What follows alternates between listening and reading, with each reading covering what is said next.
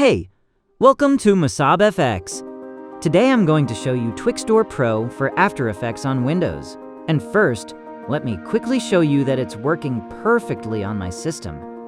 I'm inside After Effects right now, and as you can see, Twixtor Pro is installed and running without any issues. Let me apply it to this clip. You can see how easily I can slow down the footage and create that smooth, slow motion effect.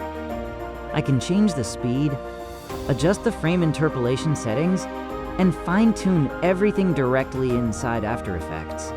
Twixtor is especially useful when you want really smooth, slow motion from normal footage without making the video look too choppy. If you want to install Twixtor Pro on your Windows system, I've also made the process really simple. I'll show you step-by-step where the plugin needs to be installed, how to find Twixtor inside After Effects, and how to confirm that everything is working correctly. For the installation guide and official or authorized plugin resources, join the Musab FX Telegram community. You'll find the link in the description below.